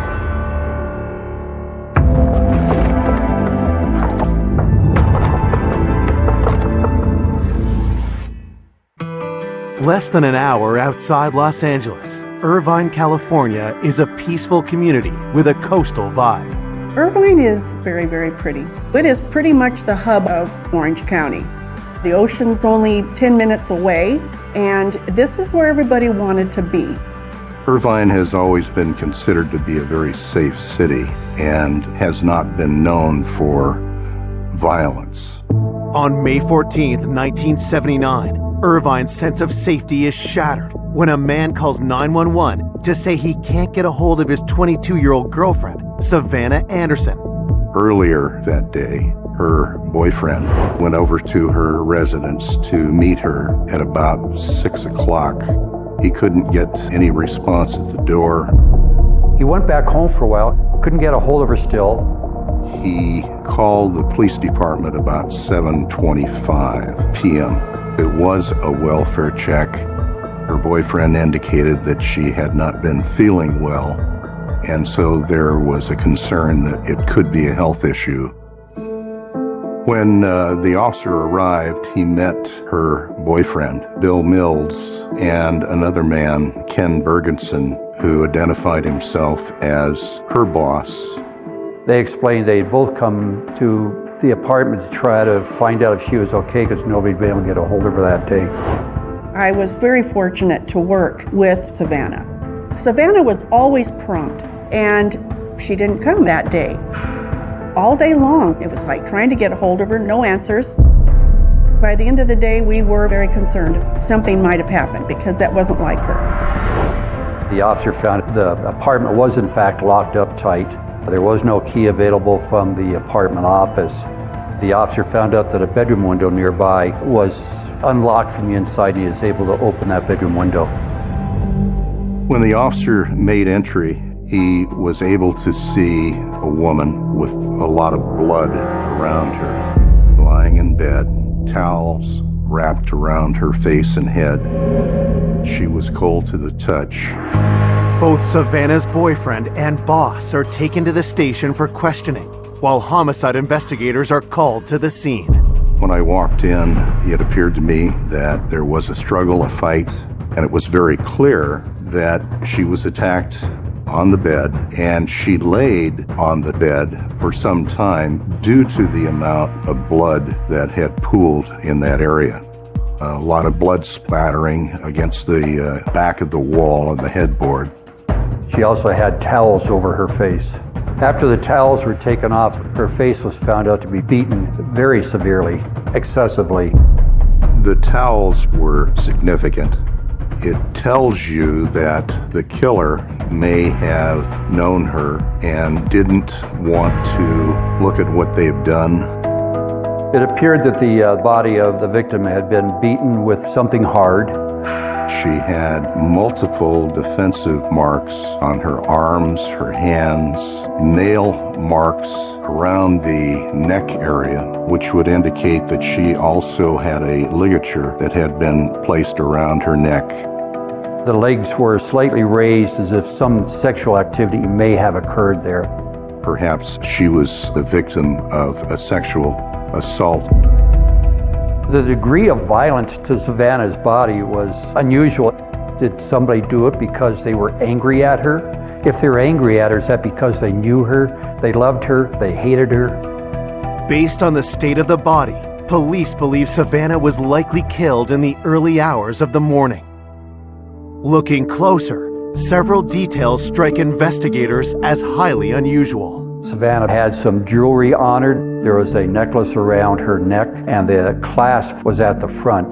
There's also a watch on her arm that looked like it had just been put on there loosely. We were surprised to see that those items were still intact on her based upon the brutality of her attacker. So it appeared that he may have just put those items back on her. The body itself appeared to have been washed, as there's very little blood on the skin surface of the victim. We noticed drag marks from the bed onto the carpet leading into the bathroom. Inside the bathroom, there was diluted blood with water around the sink area and also the bathtub. She looked like she had been cleaned up and set in a particular position on the bed.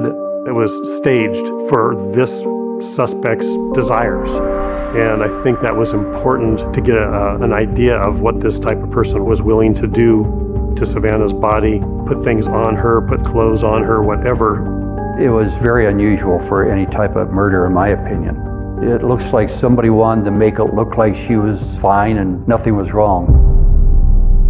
Police find some important clues the killer left behind. We noticed bloodied palm print leading from the bedroom into the bathroom. Palm prints are identifiable just like fingerprints. There were smudged, bloodied fingerprints on the toilet seat. They were basically the only way that we'd be able to find out who the killer might have been. There was no DNA at the time. Detectives find no murder weapon or any sign of forced entry. We made the determination that the killer may have been known by Savannah and let him in through the front door. Another theory was through an unlocked open window. After finishing up at the scene, detectives break the news of Savannah's death to her loved ones. The parents lived in Utah. When I spoke to Savannah's mother on the phone, she was devastated by this. It was her only child. It's probably hard for most people to realize, first of all, what it's like to lose a child, let alone the only child you have. Savannah's mother said Savannah had made a collect call to her about 10 o'clock the previous day on Mother's Day evening. They had talked on the phone for about 2 hours. Savannah was very happy, good mood. That must have made it even more so difficult. When I found out what had happened to Savannah, we were all totally shocked. My heart just hurt so much. How very sad this beautiful young lady, her life was gone. It's very senseless, very, very hard to understand. Born in 1956, Savannah Anderson grew up in Salt Lake City, Utah, and had big dreams. She was 22 when she moved to Irvine. She came here looking for a better opportunity. She was very independent, and she wanted to do it on her own. I met Savannah when she was working here for Commercial Credit. Savannah was a secretary for the operations manager. She just was like a magnet. She was very, very pretty. I remember when people did come in the office, especially the men, she did attract attention.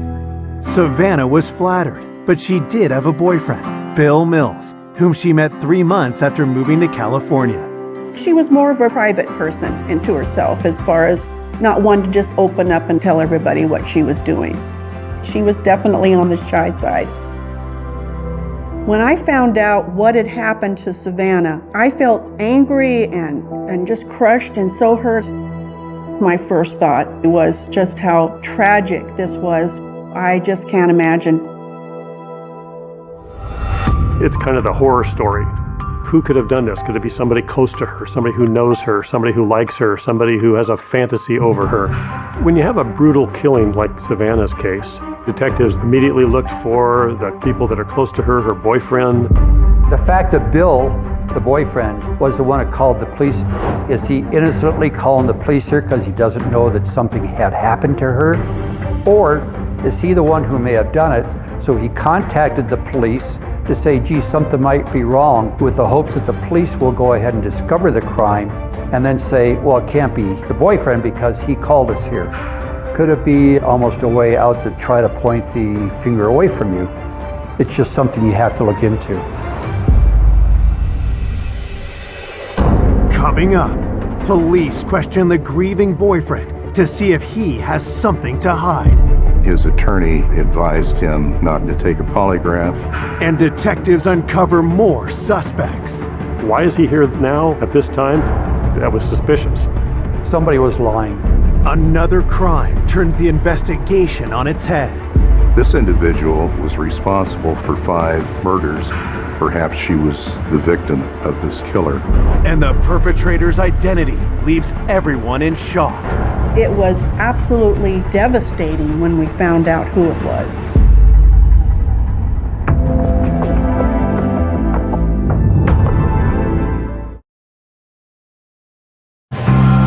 Police investigating the gruesome murder of 22-year-old Savannah Anderson have their first suspect, her boyfriend, Bill Mills. When you have a crime of passion where somebody is murdered, there are definitely times when a boyfriend who just got angry and upset did the crime. The first thing we did was began meeting with Bill Mills so we could understand better about Savannah, his relationship. Bill tells police he and Savannah started dating 6 months ago, and he was in love. They had met each other in another apartment community. They had gotten along well. He was about 9 years older than Savannah. in talking with him, had learned that he had just asked her to marry him. Police are curious if something came up to disrupt the couple's plans for the future. It was a large, violent crime scene. Did he do it because he was angry at her? Bill tells investigators he last saw Savannah a day earlier on May 13th. They had brunch together, and then he spent the day over at her apartment.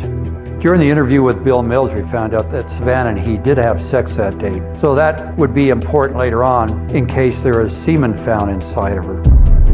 Bill told me on the 13th he left her apartment at about 10 p.m. Once he did leave, what happened to him? Can anybody account for his activity after he apparently left her apartment? He said he went home, he went to bed, and then to work the following day. Bill says he and Savannah had plans on the 14th after they both got off work. He went to her apartment about 6, knocked, couldn't raise her. He went back home for a while, then Bill Mills went ahead and contacted the police department. Bill denies having anything to do with Savannah's death. It appeared that Bill Mills was really in love with her, thought it was a very serious relationship. He was very happy with her. Bill was cooperative. He tried to assist us as much as he could. But there is one request Bill won't comply with. There is a red flag. He was asked if he would be willing to take a polygraph. He contacted an attorney, and his attorney advised him not to take one. We did ask if we could see his body, his hands, his arms, see if there's any indications of a struggle with anybody. But his body was clean. We asked him if we could go ahead and take his finger and palm prints. He agreed to let us do that. It will be weeks before the results come in. In the meantime, detectives are forced to let Bill go. Next, they move on to another man in Savannah's life. Part of the investigation and process was to meet with her boss, Ken Bergeson, who had been at the crime scene. In speaking with him, he said he had known her in Salt Lake and had offered her a job locally here. Ken Bergeson also said that he kind of considered himself a father figure to her. He helped her move. They had talked many times, been out for drinks, been out for lunch and different things. Could Ken have wanted more than a professional relationship with Savannah? Was anything going on romantically in the present day? I asked Ken where he was the night of May 13th, and he indicated that he was with his wife that whole evening. We did contact the wife to verify that, and there's no reason to believe that he was anywhere but at his home that night. After the interview, we asked Ken to submit his prints so they could be compared against the crime scene. We just let him go home that night after the interview. The police questioned each one of us in the office. I worked for Ken Bergeson at the time. He was just such a nice guy and so concerned about her. She was living by herself, and she was just so beautiful. I just thought, somebody saw her. Somebody was either stalking her or something happened. But I was just so angry that somebody could possibly do something like this. It had to have been somebody I thought who was very sick.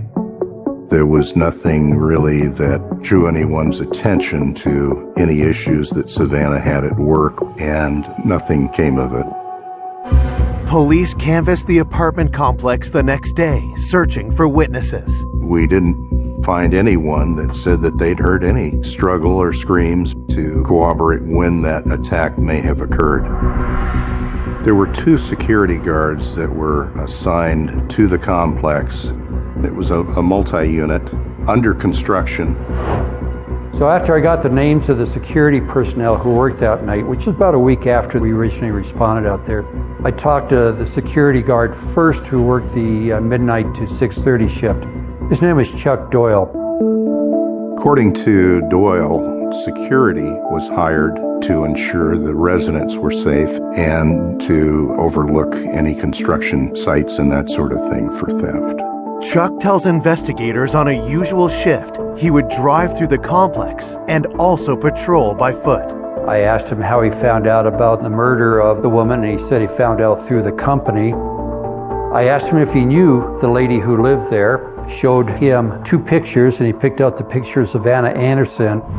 When asked about his dealings with Savannah, Chuck's answer gives investigators cause for concern. He indicated about a month prior that he'd helped Savannah gain entry into her apartment and slid a window open for her. It was notable that Mr. Doyle had said he was aware that at least at that time one of the windows was unlocked. Doyle said, "You'll find my fingerprints on Savannah's window, and this is the reason why." Immediately, we printed him. It really made me zero in on him as a potential suspect.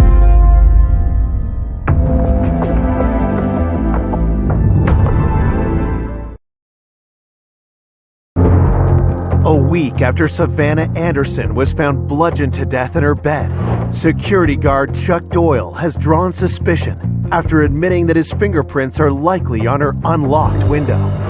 She had locked herself out of her apartment before, contacted him while he was on the site to see if he could help her get into the apartment. The security did not have any pass keys. He found that a window was unlocked. He was able to slide the window open. He also said that he didn't go inside. It could be for a couple of reasons. Could be perfectly innocent that he didn't go inside. Could also be to say, well, I didn't go inside if he may have somehow be involved in the death. Had Chuck slipped in through the same unlocked window to kill Savannah? Police press him for his movements that night. Chuck Doyle said that he reported for duty on the 14th at midnight, or was supposed to, indicated that he was about 10 minutes, 15 minutes late.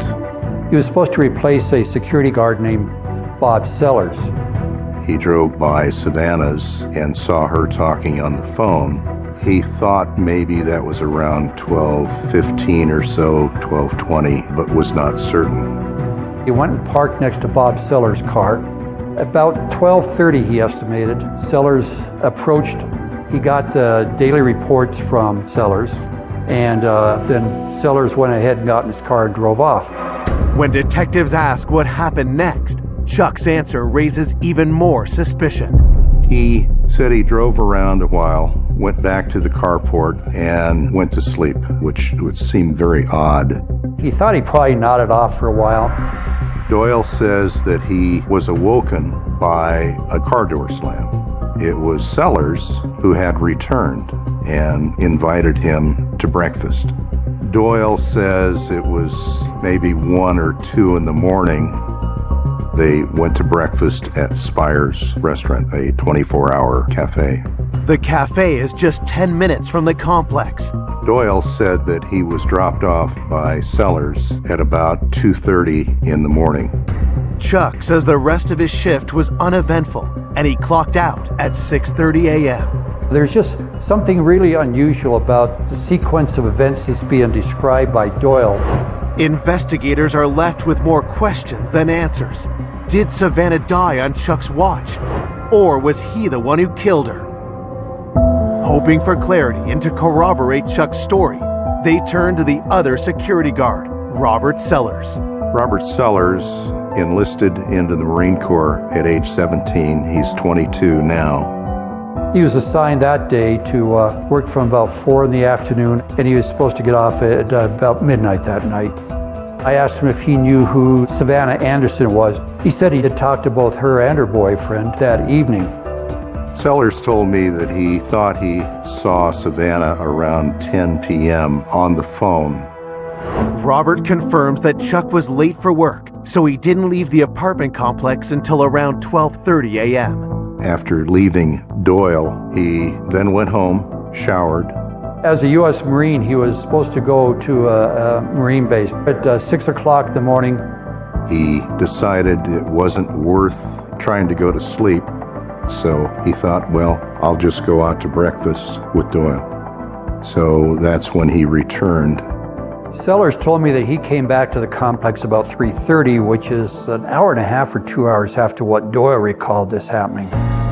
So there was this inconsistency between the both of them about what time they must have gone to the restaurant. Sellers said there's a waitress named Gail who waited on him. I took note of that. At the end of the Sellers interview, we asked if he would go ahead and give us finger palm prints, which he agreed to.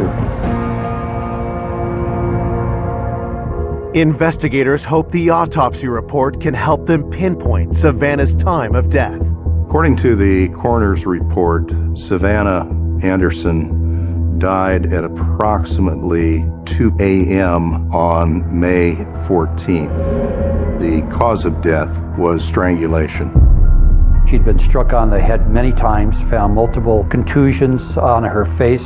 There is broken fingernails, a broken jaw, cracked teeth. We did have biological fluids, semen that was found, but DNA was not in existence at the time, so we didn't have that tool. My first thought was just how horrible to die like that. I cried and I was just very upset just thinking that something like that had happened to a person that was just so lovely. It's just terrible. If Savannah was killed at 2 a.m., which security guard is telling the truth? Was Chuck really off-site like he claimed? Or was Robert right, meaning Chuck was at the apartment complex when the murder took place? There was a wide gap and discrepancy between their two stories and timing. So the two were brought in together to try and determine if someone was mistaken about times. They both basically stuck to their stories. I wasn't sure which either timeline might have been correct, whether it might have been Doyle's or Sellers, because they were just too far apart. So we thought at that time somebody was lying.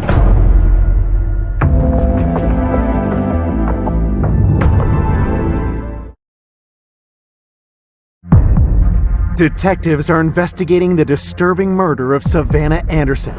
The two security guards from her apartment complex are unable to agree where they were at 2 a.m. when Savannah was killed.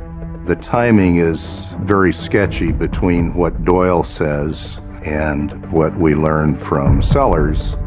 This is raising a lot of flags to me, because why don't they know where they were and what time they were? Going over time discrepancies, Doyle said, well, I slept, I could be mistaken, I'm not sure. So Sellers seemed to be more credible time-wise. According to Robert Sellers, Chuck was on duty at 2 a.m. and the pair only went to Spire's restaurant around 3:30 a.m. I asked one of the patrol guys to go ahead and try to contact any waitress there that might have been named Gail to see if she recalled the security guys coming in there at all. They weren't able to find a Gail that worked at the Spire's restaurant, so we could not identify that particular part of the story. It looked like the best chance of us determining who the suspect was going to be through the fingerprint and palm print evidence left behind. At this time, we already had fingerprints and palm prints from the boyfriend, Bill Mills, the boss, Ken Bergerson, and from the two security guards, Chuck Doyle and Bob Sellers. And I felt that if we can find out if any of those were the palm prints, that's going to be the resolution of our case. We'd be able to determine who had done it. So we sent them away with high hopes that we're going to be able to resolve the case once we get the results back. While waiting for the results, investigators dig deeper into Savannah's life, hoping something will point to her killer. Savannah seemed to be a very likable person who had, from all reports, a good mind, good IQ, personable, funny, one that you would be very happy to have as a daughter. She was very sweet, very sophisticated, quiet. She had very strong values and morals. You know, she was just not one of those that was going to be out looking for trouble. Just how she went and how young she went is so tragic. Our world is it's cruel. We interviewed neighbors. Savannah had been at the apartment complex about 6 weeks. Her contacts, friends were very limited. What I learned through investigation was Savannah had moved deliberately for the safety of having security on the premises. She really wanted a place that felt safe, and the fact that they had security, she loved that aspect of it. She felt really good about where she was going. 2 months after Savannah's death, police received the results of the finger and palm print analysis from the scene. I was really hoping when we heard back from the crime lab that it's going to be one of the guys we'd already talked to. In terms of identification and finding and identifying that individual, it was everything. None of the prints that came back were any of the fingerprints submitted from the bloody finger and palm prints. Really disappointing. Couldn't figure out why. It seemed like there should have been somebody in there that was responsible for it, yet the crime lab is telling us that these weren't the responsible parties at all. We thought we had some viable suspect, but we're told, nope, it's not them. Well, now what? Wow. The results mean Savannah's boyfriend, her boss, and the 2 security guards are all cleared. I was very discouraged, but thought, okay, we just haven't come across the perpetrator. He's out there. We'll find him. We'll identify him. I feel comfortable with that based on the palm print. Detectives immediately looked for people in the area that maybe had criminal histories.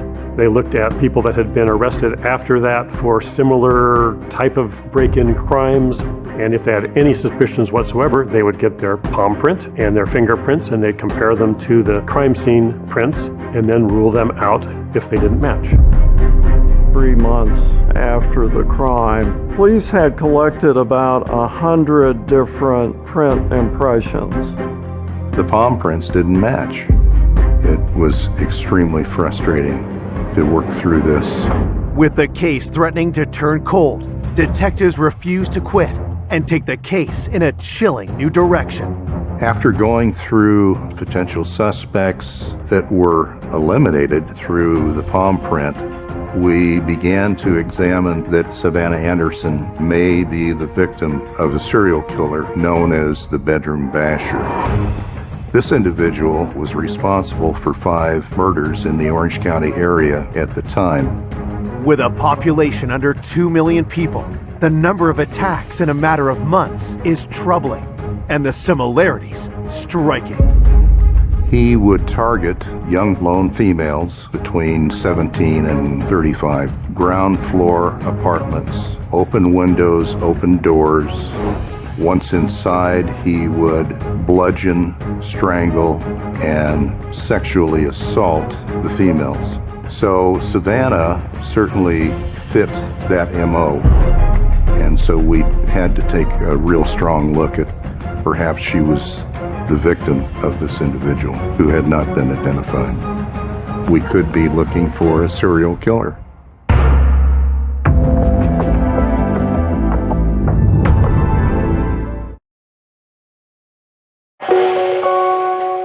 Detectives investigating the brutal murder of Savannah Anderson now believe she may have fallen victim to a serial killer.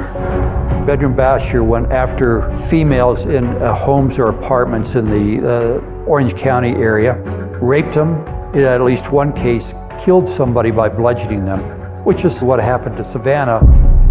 Based upon the number of bludgeonings in Orange County, which were 5, we felt that there would be another that would take place.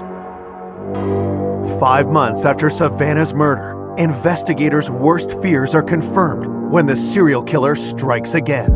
During this time, there was a woman in Orange County that had been attacked, believed by the bedroom basher, who survived and was able to give a description to the police.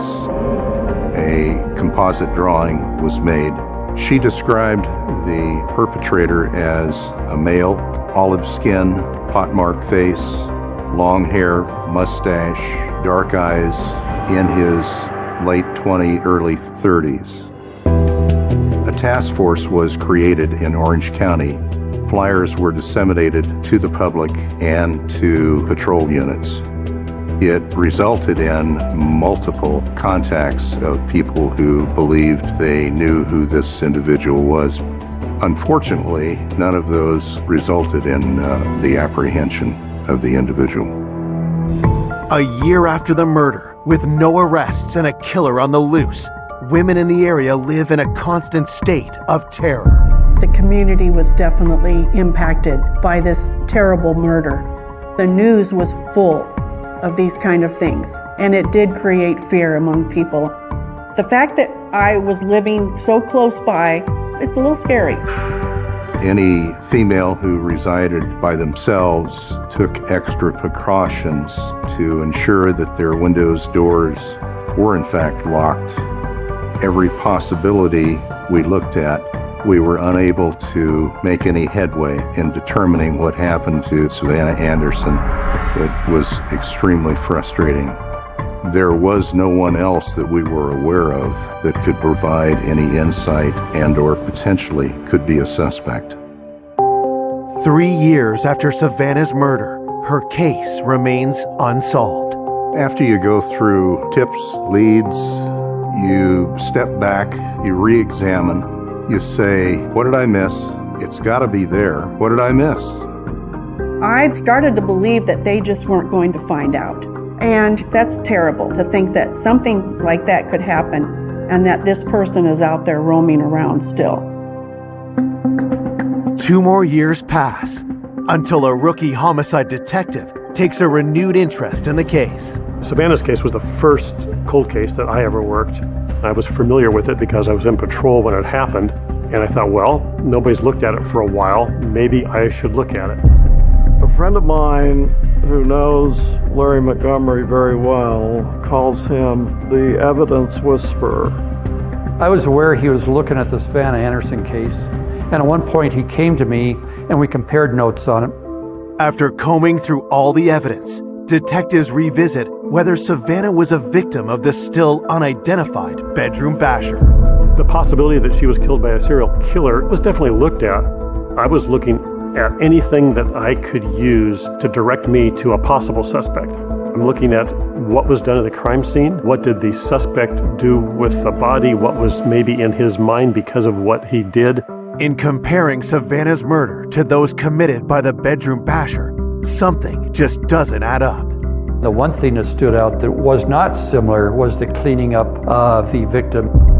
When I look at a crime scene like this, it's somebody who has a desire for Savannah. She appeared uninjured other than towels on top of her face. It wasn't the gore that he liked. He had to kill her in order to get her into a position where he could fantasize about having an actual relationship with her. This is a real girl now as opposed to a dead body. The question in this case is, who did it? All the people we've looked at and that looked good were not matching the prints. There was one point where I started looking at the security guards to see what they were doing because they were certainly involved in being there at the time.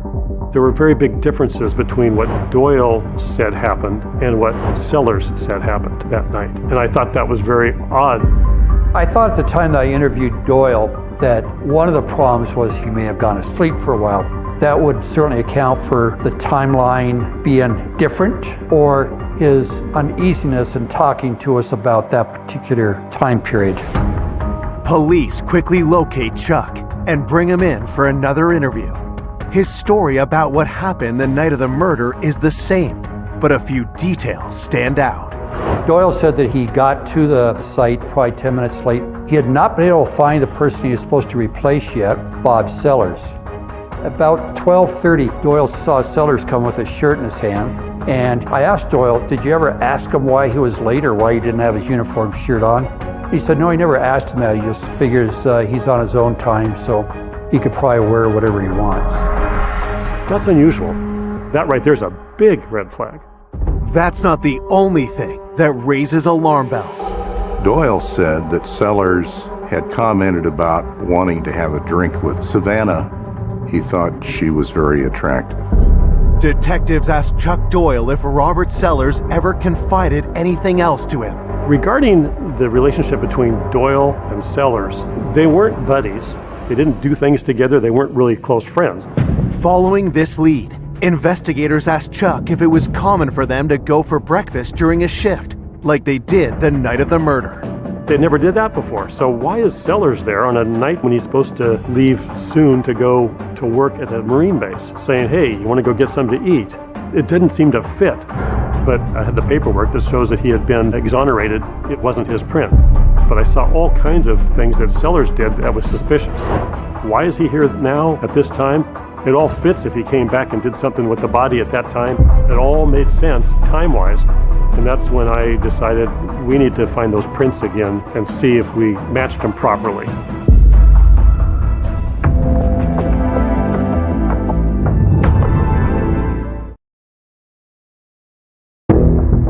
"5 years after Savannah Anderson was found murdered in her apartment, cold case investigators suspect her killer has been hiding in plain sight the entire time. I've got a suspicion that this guy, Robert Sellers, might be the guy because there's too many lies or mistakes. He's already been exonerated, and I didn't believe the exoneration.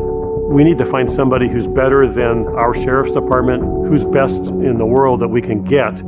Robert's prints and the ones found at the crime scene are rushed to FBI headquarters. The FBI discovered that some parts of the palm print were so thick with blood that it became a negative. It was the opposite of what it should be because of the thick blood. The thick blood looked like the ridges when really they were the valleys of the print. The FBI reanalyzed the palm print and compared it to prints obtained from Robert. The next day, the fingerprint lab at the FBI was able to identify in about 24 points of identification a positive identification of security guard Bob Sellers. We have to arrest him now. Sellers, at the time that he was arrested, was living in a mobile home up in Brea at the police department. He was presented with evidence that his prints are in fact in the blood there. He didn't come forward right away, but very quickly after he had some lies, he did admit that he did everything that we thought he did. He was obsessed with her. He found her very attractive. He thought perhaps by going into her apartment that he might convince her of some romantic get-together. He gained entry into her apartment through an unlocked window where he could hear her on the telephone talking with her mother. He stayed in the bedroom, hid as best possible, while she talked in the kitchen living room area. Once she got off the phone, at about a little after 12, she came into the bedroom. When she saw him, she was thinking, I have an intruder, a man in here, and I'm frightened. And he became frightened and realized that he had to silence her. He pulled out his baton and began striking her. He then went to strangulation. During the struggle with Savannah, he said that his shirt got bloody, so he had to take it off. So when he went to see Doyle, he had his shirt in his hand so that his replacement would not see the blood on it. And then he goes home, gets cleaned up, sneaks back in, and then goes into Savannah's apartment. Sellers wanted her sexually. He had to kill her to get that. He did talk about he wanted her to be clean, and so that's why he drug her into the shower and washed the blood off of her and took her back into the bedroom and wrapped her head in towels because she was so badly beaten. So then he just had a body that was clean and he could have his fantasy. At 3 o'clock in the morning, he's trying to sneak out, and that's when Doyle sees him, and that's when, at the spur of the moment, he has to all of a sudden pretend like, oh, I'm here to go to breakfast with you, okay? He almost seemed relieved when he finally was able to confess that he actually did kill Savannah. On March 29, 1984, Robert Sellers is charged with murder, rape, attempted rape, and burglary. I think after 5 years, he thought he probably did get away with it. In that time, he got married, started a family. The anguish that he caused with Savannah Anderson's death, he didn't deserve having that extra 5 years. On November 4th, 1986, Robert Sellers is found guilty of first-degree murder and a special circumstance of rape. But his lawyers win his appeal. His conviction was overturned on a technicality. The fact that the prosecution could not prove that she was alive during the rape changed the verdict for a life without possibility of parole. Instead of a retrial, prosecutors offer Robert a deal. He accepts to avoid the death penalty and pleads guilty to first-degree murder. He is sentenced to 25 years to life in prison. Here you have a guard, a man, a Marine, placed there to protect the residents, and it turned out he is the one committing the crime. One would not expect the one who is protecting you to be your killer. It was absolutely devastating when we found out who it was. The irony of it all was the fact that she moved to this beautiful apartment complex thinking she was going to be safe and secure. And it was the security guard that actually did it. It was like, are you kidding? Nobody could believe it. Authorities don't find anything to link Robert Sellers to the bedroom basher killings.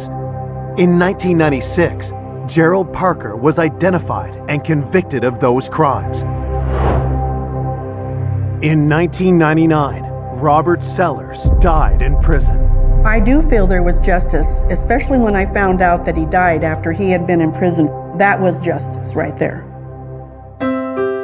When I remember Savannah, I think of this beautiful young woman, just the prettiest smile. She was very, very poised. I think she would have definitely had a bright future had her life not been taken in any sense of the manner, whether she had married and had a family or gone on in the business world. She just was a very lovely person.